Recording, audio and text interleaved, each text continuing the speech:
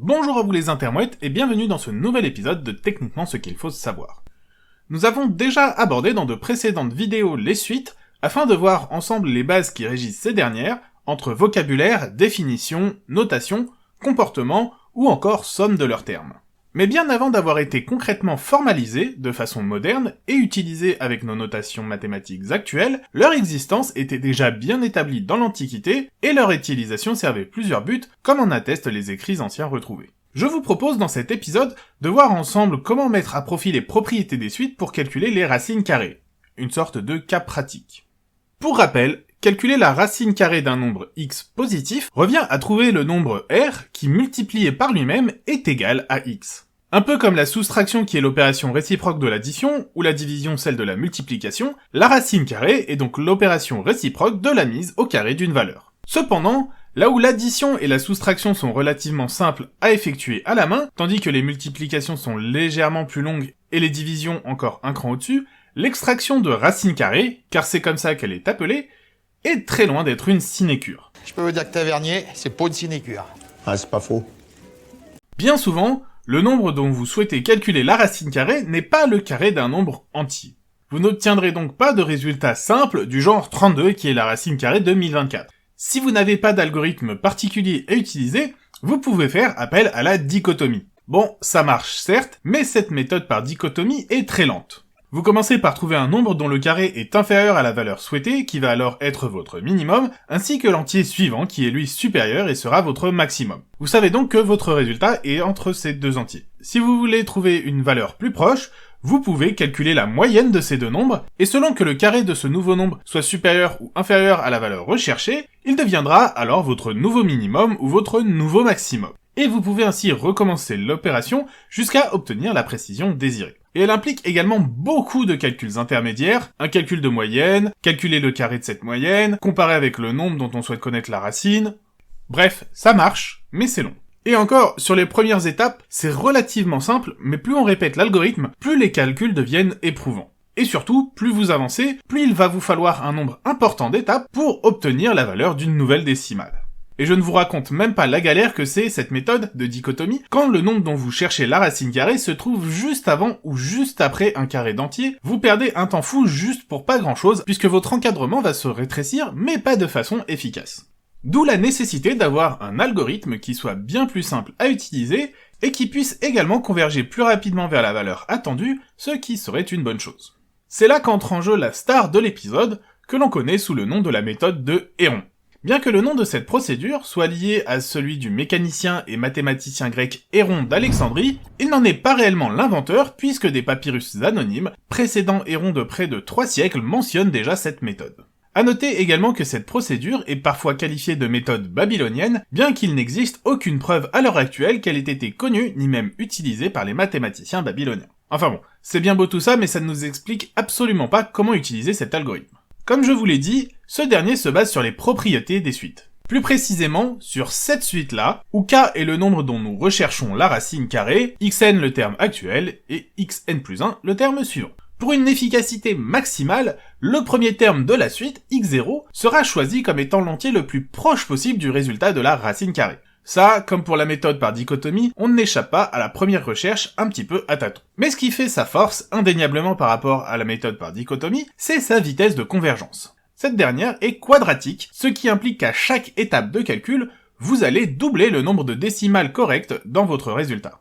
Pour se convaincre de l'efficacité de cette méthode, comparons-la avec la recherche par dichotomie. Pour ne pas désavantager encore la méthode par dichotomie, je vous propose même d'essayer de calculer la racine carrée de 13. Le résultat est à peu près égal à 3,6, ce qui ne va pas être pour la dichotomie une valeur trop proche de l'une de ses bornes de départ, et du coup, elle devrait s'en sortir pas trop mal ici. Nous avons en abscisse le nombre d'itérations de notre algorithme, et en ordonnée l'intervalle dans lequel va se situer notre résultat, à savoir entre 3 et 4. En pointillé, nous avons la valeur de la racine carrée de 13 souhaitée, tandis que les points rouges et bleus représentent respectivement les bornes maximales et minimales de notre encadrement de la valeur recherchée.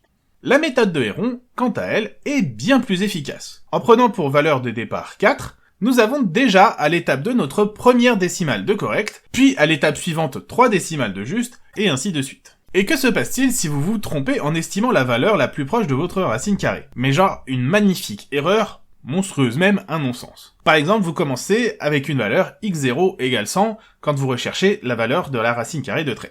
Eh bien, c'est dommage pour vous, mais pas totalement dramatique. Car en effet, grâce à la convergence quadratique, vous allez très rapidement vous approcher du bon résultat. Vous allez, en calculant votre 7e résultat, obtenir une décimale de juste.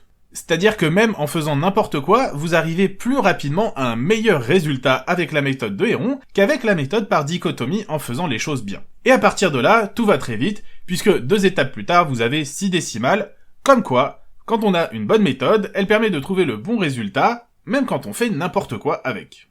Techniquement, ce qu'il faut savoir, c'est que l'extraction de racine carrée est une procédure longue et fastidieuse qui dès l'Antiquité a stimulé l'imagination des savants, les poussant à trouver des moyens simples et efficaces d'arriver à un résultat le plus exact possible, tout en minimisant le nombre de calculs et en les rendant les plus simples possibles. C'est de cette recherche permanente, mêlant efficacité et facilité, qu'est née la méthode de Héron. Se basant sur les propriétés de convergence des suites, même si ce principe n'était pas formellement établi à cette époque, cette méthode permet par des fractions successives de s'approcher du résultat voulu, tout en doublant la précision de son résultat à chaque nouvelle étape de calcul, ce qui, quand on doit tout calculer à la main, s'avère être très appréciable. Cette propriété de la suite de converger vers la valeur recherchée repose sur des propriétés géométriques des rectangles et carrés. En effet, en cherchant à calculer la racine carrée de k, cette méthode va en réalité partir d'un rectangle d'R égal à k, qui va être au fil des étapes transformé en modifiant les longueurs de ses côtés, en une figure toujours plus proche d'un carré. Cependant, cette méthode représentée par l'algorithme de Héron peut être généralisée, et le sera d'ailleurs 16 siècles plus tard, pour calculer la racine d'une fonction, c'est-à-dire le point où celle-ci est égale à 0. Cette méthode sera nommée l'algorithme de Newton. À noter également qu'au-delà d'étendre simplement cet algorithme à des calculs de racines de fonctions, il est possible également de le modifier très légèrement pour calculer toutes les racines énièmes d'un nombre. En effet, l'extraction des racines repose toujours sur le même principe, donc en adaptant, il semble logique de pouvoir réussir à faire quelque chose de légèrement différent. Pour trouver la racine énième d'un nombre k, il suffit alors de modifier la formule de Héron pour la transformer ainsi. N étant un nombre entier représentant bien entendu le fait que nous recherchions la racine énième du nombre. Si vous recherchez la racine cubique, il faudra donc remplacer n par 3. On voit bien que si l'on choisit cet entier n égal à 2, nous retrouvons parfaitement la formule de Héron, ce qui est bien entendu un résultat attendu. Bien que cet algorithme soit très efficace, il sera petit à petit oublié jusqu'à être redécouvert au 19e siècle et sera même remplacé par d'autres algorithmes bien plus efficaces qui seront découverts au fil des siècles suivants. Mais ça, ce sera peut-être le sujet d'une autre vidéo. Voilà, c'est donc la fin de ce nouvel épisode de Techniquement ce qu'il faut savoir, abordant une application pratique des suites. Comme d'habitude, je vous invite à partager ma vidéo, à la commenter, mais également à la liker afin d'améliorer le référencement de la chaîne. Vous avez également la possibilité de me suivre sur les réseaux sociaux où vous serez informé des épisodes à venir, et vous pouvez également me proposer des sujets que vous aimeriez voir traités ici. Bien sûr, si ce n'est pas déjà fait, je vous invite à vous abonner et à cliquer sur la cloche afin d'être informé des nouvelles vidéos et de ne rien rater de l'actualité de la chaîne. Je vous dis en tout cas à bientôt pour un nouvel épisode de Techniquement ce qu'il faut savoir.